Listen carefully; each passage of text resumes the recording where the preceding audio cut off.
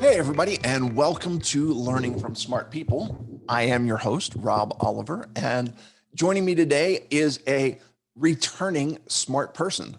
It's my friend Al Condeluci. And listen, I gave his spiel the last time he was on. I'll give you a quick overview again.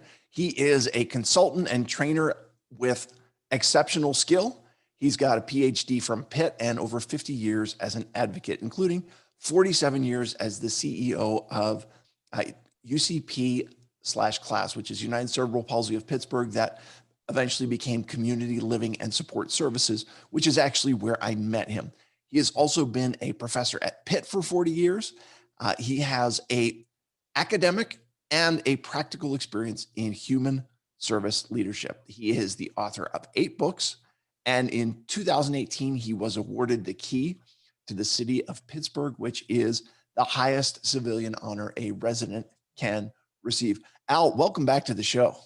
Oh, Rob, I am so excited to be back with you for a second round of conversation regarding, relationships and social capital. So thank you so much for having me back.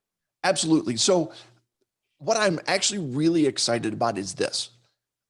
This episode is airing originally on Christmas Eve. So, first, I would like to say to all my listeners, a very, very Merry Christmas. Thank you for choosing to spend some time with us today. And Al, a Merry Christmas to you and your family as well. Thank you, Rob. Absolutely. And the last time that you were on, we were talking about social capital. And just, I'd like to get you to just give us a real quick overview of what is social capital. And if you can just give us a little bit of a refresher, because last time we were talking about social capital as it relates kind of in an incoming way, if that makes sense. Yes, yeah. Well, social capital is kind of a more academic way to describe relationships. But the key element in the construct of social capital is the value that you receive in terms of your relationships with other people. That every relationship that we have in our lives, and there are 3 levels of relationship. There are covenant relationships; those are the most trusting and the deepest relationships, mostly with family and very, very loving friends, intimate friends. The second level is what we call the activity level of relationships. These are people that you do things with and you engage with. You have some social obligation with those people. And then the third level, which is the furthest level out, are the acquaintanceships that we have in our life. People we know, they know us, but we don't really engage with them. We don't really have an obligation to them other than just basic humanity of kindness and decency. But the core element in the construct of social capital is the value that we get in those relationships, whether they're intimate, whether they're activity based, or whether they're acquaintanceship oriented. The value we get, and sociologists have sort of identified 3 primary things that we benefit from in those relationships. One is called instrumental value. That's the basically the tangible kinds of things we reap in our friendships. For example, if someone comes over to our home and helps us with our income tax, or a person does something for us, or we do something for them, there's a value exchange, a reciprocal value exchange. That's instrumental value. The second is emotional value. And emotional is really the sense of security that we get knowing that we have other people in our lives. And then the third value is informational. That is when our friends share something with us, we take that information, we utilize it, and it benefits us. So those are the 3 values that you get in terms of social capital and the elements that surround it. And most of the time, Rob, it's measured internally. That is, people think about what they get from a relationship. But I think the other side that you and I have chatted briefly about, which I think is a perfect segue into this holiday, release of this conversation, is what other people get from relationships with us, the things they reap by having a relationship with us. Yeah, definitely. That's definitely where I want to go, because I think one of the elements that I am concerned about, especially for, I feel this as a person with a disability, okay? I've got a lot of limitations. And there Mhm. are times when I literally think to myself, what do I have to give to other people that is of value? Mhm. And it, you know, Mhm. in talking to my friends, I find out, well, there's a lot of things that I do for them that I value. And I count it as just me being me. Yes. And they count it as something that they're getting value. Sometimes it's not that instrumental thing where you're actually getting, you Right. know, something tangible, but a lot of times it is. I'm helping people with computers. I'm helping people, Sure. whatever it is. Um, Sure. there, but in as you give to other people, as you're doing things for other, you do reap that emotional level in which you have a feeling of value Yeah. because you're doing something for others. That's exactly correct, Rob. That this reciprocity that happens in exchange in relationships is a two-way street, right? You just being there for me as a friend of mine, whether you're tangibly doing something for me or not, just being there, knowing I could call you, knowing I could reach out to you, and that you'll support me in moments of need is an incredible gift. And the interesting thing here is, I'm thinking today, the day we're recording this, is my mother's birthday in heaven, right? Mhm. And I obviously miss her, and I was reflecting on her earlier this morning. But one of the things I remember, one of the lessons I remember my mother sharing with me as a youngster that I struggled a bit with in terms of understanding was, she would often say, Al, when you give something to someone, even just your presence or your being there for them, you get more back in return. And I would say, Mom, I don't know. If I give, then I'm actually losing, aren't I? If I give something to someone, even my time, then I'm losing that time that I could be doing something else with, right? So how could you say that I get more back when I give? And she says, honey, you'll understand this as you get older, and because it's more spiritual than it is, tangible. And boy, I'll tell you, Rob, as I've gotten older, the wisdom of my mother and my dad and the elders that supported me as a youngster growing up have really come back in spades, because now I really get it. I mean, I get the fact that if I give, the feeling that I have after the gift is so well worth it. It's so much more than the actual gift itself, whether it be time or whether I'm giving money or whether I'm giving, something tangible, a present or whatever. So the notion of, the emotional value, for example, is the one that's not tangible, right? Emotional value is just knowing that somebody is there for you. And if that person is available to you, that gift is so powerful, but in both ways, both in terms of what it Right. means to me when I'm reaching out to you in a time of need, but also the feeling that you get knowing that you were there for your friend and that you were there to support him or her. Yeah, I'm thinking about this even in terms of just Christmas and giving at Christmas time, okay? Because we you have the concept of a gift exchange where I give you a gift, you give me a gift, and we both kind of benefit because we both received something tangible as a gift. That's correct. But what you mentioned that your mom said about sometimes when you give, you get more in return. You think about when your kids are little Mhm. and you're giving Christmas presents to your children.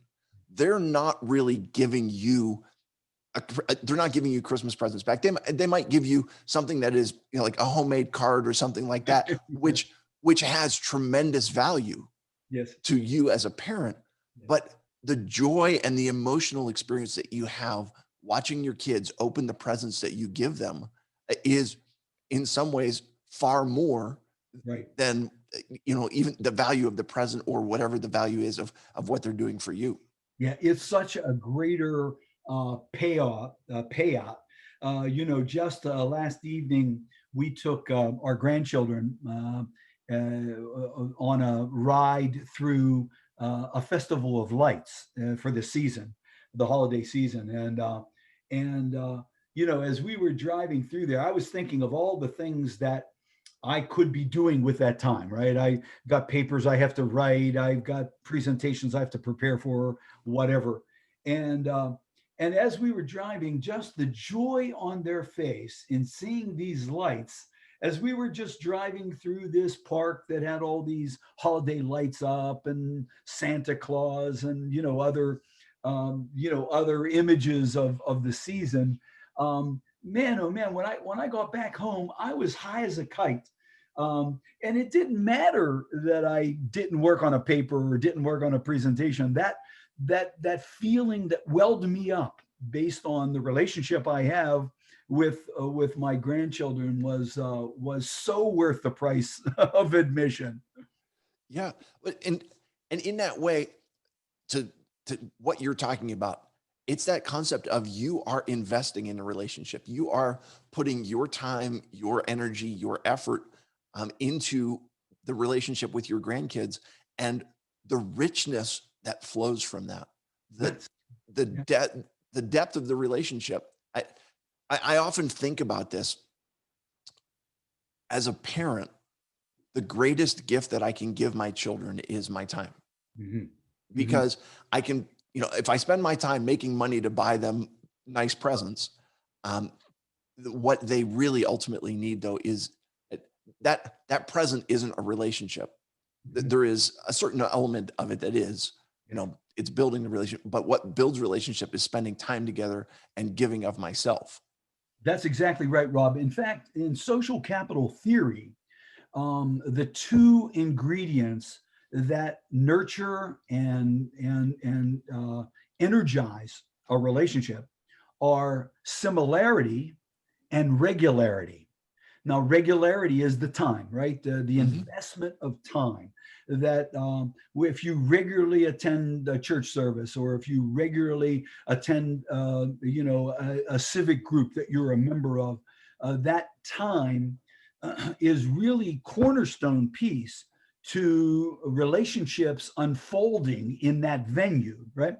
And then similarity is the other ingredient. So we have these two ingredients, similarity and regularity, which when bonded together, when blended together, strengthen and nurture relationships. They allow those relationships to kind of grow and get stronger. And they require, regularity certainly requires an investment because, for every minute of time that you might spend with your son or your daughter or your grandchildren, that's a minute of time that could have gone toward another relationship or toward another setting where you're building relationships. So time is our most valuable commodity. It is priceless because you can't get it back. Right. Once you invest that time, then that's it. It's done. When last evening when we were doing this little drive-through, um, after we got home and our grandchildren, my son and my daughter-in-law took their kids back home to give them baths and get them ready to go. My wife and I were reflecting, and I was thinking back on when I was a young guy just building my career and I had my own family. And I know you know this. this personally, I was always torn between, spending time to really generate revenue and income that's going to sustain my family, Mhm. and or spending time with my children and seeing them take their first step, or seeing them, do go to a play or a concert that they're playing in. And I think back now on the time I missed with because I was out, doing some work or trying to, continue to build my career for my family. And I think we can't beat ourselves up on that. We make decisions about how we're going to invest our time really based on the realities of our lives, right? So if you're, the breadwinner, if you will, Sure. in the situation, then you got to invest the time in that, and that time then is sacrificed in other things you could have done with it. So it's a struggle, it's a that people need to really think about it, because your time is your most valuable commodity. Right. Yeah. I'm thinking about this, Al, and one of the things that you're talking about is kind of under the underlying is what I'm hearing is sometimes you're investing in other people, and sometimes you're investing in, I mean, one of the things you're investing in with your grandkids is memories, right? You, Right. um, a, a toy that you give them is something that it can last for a little while and eventually it will either break or they outgrow that. Yes. But a memory that you create is something that is tucked into their brain for Yes. a very long time. And that's a, that's something that you can, is very difficult to put a price tag on. Yes, yes. There's no question about that. But again, in understanding relationships, I think obviously, the relationships that you build and the requirement of the time in the relationship. During this pandemic, it's really been interesting to me because obviously most of now the work that I'm doing, and I know this is true with you too, and Rob, in your practice, is really being done on Zoom, right, or Right. on some virtual platform, Yep. which allows me to stay home. And like this morning, I was just got off the treadmill right before I came up for our conversation today, as opposed to, pre-pandemic. And what'll probably happen in post-pandemic as well is I would have to get into a car or on an airplane, or in some modality. I would have to spend all that time getting somewhere, investing in that, and that's time I'm sacrificing somewhere else, obviously. So there's some silver linings to what we're learning in the pandemic, but there's also some dangers in that, because in relationship building, we can do, you can do a Zoom or a Skype or a FaceTime with somebody that you have a relationship with, even an intimate relationship with, um, and that, that's nice, but more satisfying is when we're sitting across from each other, eye to eye, looking in each other's eyes, sharing, a cup of coffee or a breakfast or whatever. There's something about that that is so powerful. So I think the danger in what the lifestyle we've all sort of grown into with this pandemic, which is mostly virtuality, using, internet and platform media in order to engage with people. That hopefully when the pandemic arrests and we get behind this, we won't sacrifice that face-to-face time, which is equally important. Yeah. It's one of those things that we can definitely be thankful that we do have the virtual connections, and it allows us to stay somewhat connected. But I think that's a very powerful reminder Mhm. that there is something about that face-to-face meeting that just, it can't be replaced. And it any substitute for it that we can find in a virtual setting is not as rich and is not as meaningful as what we're No talking about. question about it. And I think that's really, I've been thinking about this. In fact, I'm in the middle of writing a paper about what the risks are in lifestyles that we've grown accustomed to in the pandemic, what's good about it and what's really bad about it. And when I think about supporting people who are vulnerable, whether they're elderly or somebody who has a very significant disability or whatever the case might be, so much of that support has now gone virtual during the pandemic, and that's a port in the storm, no question.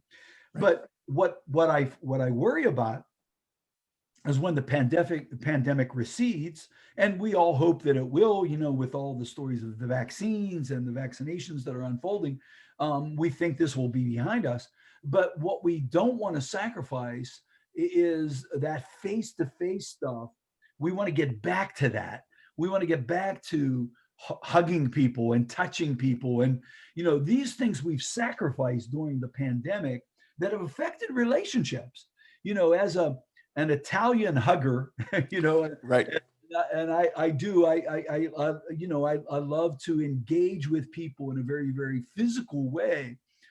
This has been terrible for me, this pandemic, where, I've been looking at a screen as opposed to sitting with somebody, in that intimate sort of way of nurturing that relationship. Sure. It, and it is, there's something missing here. You and I used to talk about the fact that it's really hard to be angry with someone that you've broken bread with. And if you sit down together over a meal, there's some kind of bond that is established there, which is really cool. One of the things that I'm thinking about is we live in a society that talks about what's in it for me. Yes. And as you've talked about this, one of the things that is in it is emotional. And I don't know if people value that as much, but what is your response to people who look at social capital and talk about that? Like, what's in this for me? Yeah. Yeah. That's such an excellent question, because, clearly, when you look at the sort of the two driving themes here, the theme of selfishness, the theme of altruism, right? And those are two separate phenomena, right? The selfishness, just kind of worried about me, just taking care of myself. The altruistic, which is really about other people, and that I want to make sure other people are okay and use my gifts to try to nurture them. And that's always kind of a struggle, I believe. I remember, Rob, when I was in the military back in the late 60s. And I remember going through a training, and the drill sergeant was talking about our first aid kits. And we were all issued first aid kits. And the drill sergeant said, he posed a problem, and he said, if you're in a battlefield and you come across another person and they're wounded, and they don't have their first aid kit, what do you do? And so I raised my hand very innocently, and I said, well, I'll use mine. And the drill sergeant said, wrong answer. You don't use your first aid kit is for you. And if somebody doesn't have a first aid kit, that's I feel bad about that, but you have to have yours in case something happens to you, right? And I struggled so hard with trying to understand that selfishness. But I think his point was, if you don't take care of yourself, if you don't watch out for yourself, how can you watch out for others? Right. And so I think there's a slippery slope and a fine line between selfishness and altruism that requires us to reflect a bit more on it.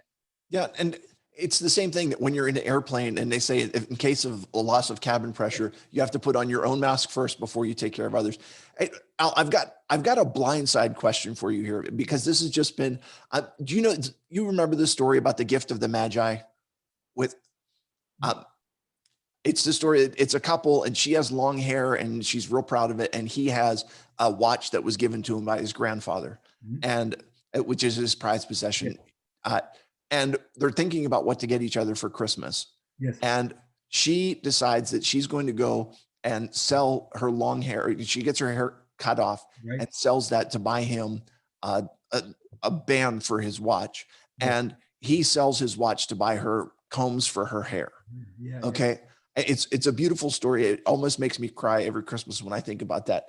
Yeah. Can you comment on that story from a social capital perspective? Yeah, wow. That, when you think about that from a sense of, there's a couple different ways that can be dissected. One is, she gives of something herself, that is part of her, to support him, and he gives something that is appended to him in order to support her. I think that the notion of giving and receiving, the notion of what I bring into a relationship and what I reap from that relationship, really, I think you know gets me thinking. And I it's in terms of a tangible answer to that. When both people at least think about, I'm doing something for another person, I think it creates more of an energy in the relationship, rather than think of what am I going to get or what am I going to give. I'm never going to be able to get it back, or it's tangibly costly to me, kind of thing. Yeah. Very Just some cool. thought. How about with you, Rob? What's your take on that? Um, it is, it's a reminder that she, she gives of what is part of her identity, Mhm, and he gives something that's irreplaceable from his past. mhm, The mhm. connection that, because the, it's not just a watch, it's his grandfather's watch. Yeah, yeah, yeah, yeah. And so, um, and in that way, the beauty of both Mhm. of them Yes, is to say, this is something that is highly valuable to me, yes, and I'm willing to sacrifice what is of value to me to invest in something that is of value to the person that I care about. yes, yes, And in that way, she gets combs that she's not going to be able to use for quite some time until her hair grows back, and he gets a band for a watch that he no longer has. yes, Um, yes, yes, but they both have received a gift that is a gift of love, yes, and B, a gift that indicates, I know what's valuable to you. I know I have invested in you enough to see what you care about.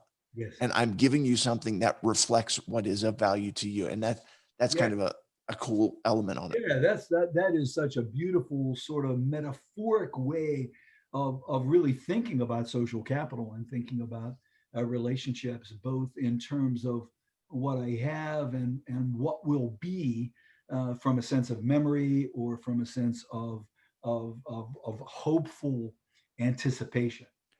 Yeah. Al, this has been fantastic. I really appreciate it. If people are looking to find you on the web, or what's the best place to find you? Yeah, well, thank you, Rob. The website is the easiest way, and it's just my name, Al Condeluci, at alcondeluci.com. So that's ALCONDELUCI at the same spelling, .com. And there they'll be able to find information on my books, information on my blogs there. And, we also do a podcast, a Call Me Al podcast, and you can link into that. So there's lots of resources that folks might be able to utilize. Fantastic. And I'll put links to that down in the show notes, so that people can find you. Thanks, I, Rob. absolutely. Al, are you ready for the Christmas version of 3 questions to establish your Yeah, humanity? yeah, let's do it. Let's All do it. right. Uh, what what is your favorite Christmas memory from when you were a kid? Oh boy. The favorite memory is, we have a big Italian family, and when I was growing up, we all lived on a hill together. So when I was growing up, we would go from house to house. We would start at my grandfather's home, and then we would move to my uncles and aunts' homes up on our hill. And my uncle Will would play the accordion. He had a little concertina, which is an Italian accordion, and my dad would play the tambourine. And we would go to each home. And when we got to the home, we would have a drink. People would, and the kids were all just sort of a part of this. And so that's my most fond memory of the holiday, is going home to home with my mom and dad and my uncles and aunts and my cousins, and then finishing up at my uncle Sam's home, where we would celebrate. He had a big basement, and we would eat the seven fishes, and it was just such a fond memory. Fantastic. What would you say is your favorite Christmas carol? Boy, I love Christmas, but there's a Christmas carol we would sing at our church. La Stella is called, and it was an Italian Christmas carol, and we would sing it in Italian on Christmas Eve. And that La Stella is the name of it. Is my favorite Christmas carol. You don't hear it very often unless you tune into some Italian traditional sort of stations. Very cool. And I've saved what I think is the best question for last, and that is, either in a pre-pandemic world or in a non-pandemic world, what is on the menu for the Condeluci family Christmas dinner? Oh boy. Um, well, we obviously we don't do the seven fishes anymore, but what we do, my wife prepares a ravioli. We have obviously spaghetti, which is traditional, meatballs and sausage, that we then use the next morning to make a frittata with the hot sausage, and usually a ham is also on the menu. And of course, we start with wedding soup, big bowl of wedding soup. Fantastic. Al, thank you so much. Hey, listen, it was a privilege to be with you today on your mom's birthday. Yes. And thank you for joining us today. And for everyone else, thank you for being with us on this Christmas Eve. I will remind you, as always, that when you stop learning, you stop living. Merry Christmas, everybody.